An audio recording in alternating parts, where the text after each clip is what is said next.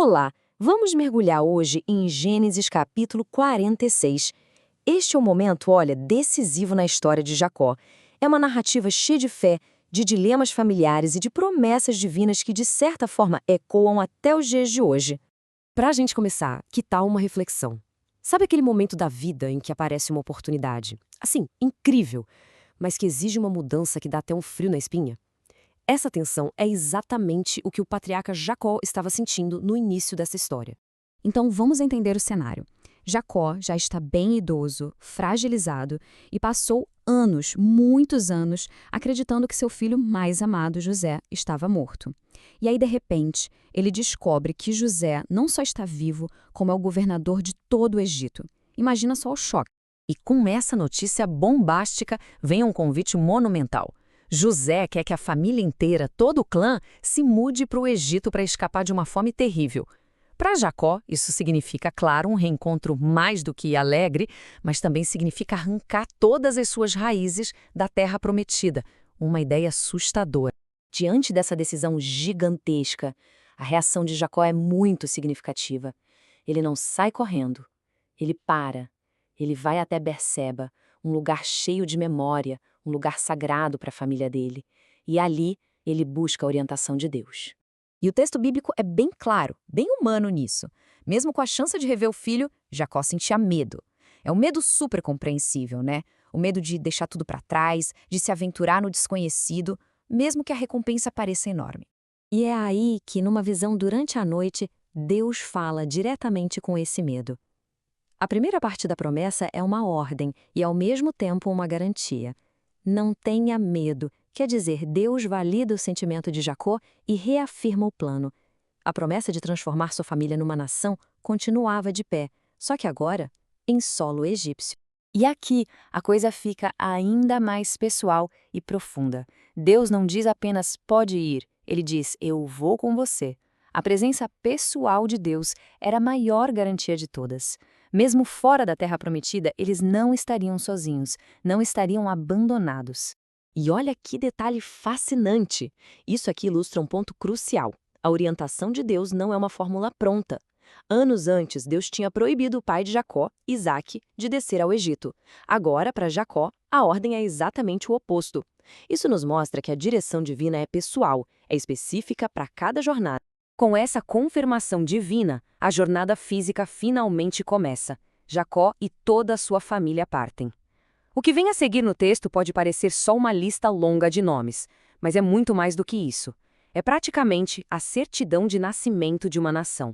O número total de pessoas que foram para o Egito foi 70, e esse número não é por acaso. No simbolismo daquela época, 70 representava totalidade, perfeição. O autor bíblico está nos dizendo que, embora pequena, aquela família já era uma miniatura da grande nação que Deus havia prometido. E se a gente olhar de perto, essa lista de nomes revela detalhes incríveis. Ela inclui mulheres, o que era bem raro para a época. Ela dá um destaque especial aos filhos de Raquel, a esposa que Jacó tanto amou. Cada nome ali é como se fosse um tijolo na construção daquele povo que Deus estava formando, cumprindo a promessa feita a Abraão lá atrás.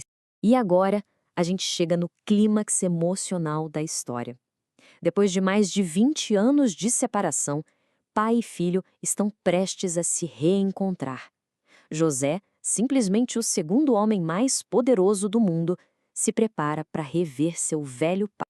Tenta imaginar a cena, as carruagens egípcias, um símbolo de poder e status, correndo para encontrar uma caravana humilde de pastores que vinha de Canaã.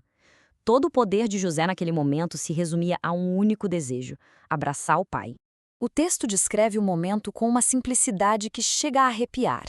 Não tem discursos, não tem formalidades, é só um abraço e um choro longo. Anos de dor, de saudade, de incerteza, tudo isso se desfazendo ali, naquele momento. A gente vê a humanidade por trás do grande governador. As palavras de Jacó, elas transmitem uma paz profunda. Para ele, ver o rosto de José era a confirmação final de que Deus tinha cuidado de tudo. Sua família estava restaurada e sua vida, de certa forma, estava completa. Era o fim de um ciclo de muito sofrimento e o começo de um capítulo totalmente novo. Certo, mas por que essa história tão antiga ainda é tão importante para nós? Vamos tentar conectar essa narrativa com seu significado mais amplo, tanto profético quanto aquele para a nossa vida hoje. Este capítulo é um ponto de virada na Bíblia. Ele compra uma profecia que Deus tinha dado a Abraão séculos antes. E, ao mesmo tempo, prepara o palco para a história épica do Êxodo, quando essa família vai se tornar uma nação gigantesca e ser libertada da escravidão.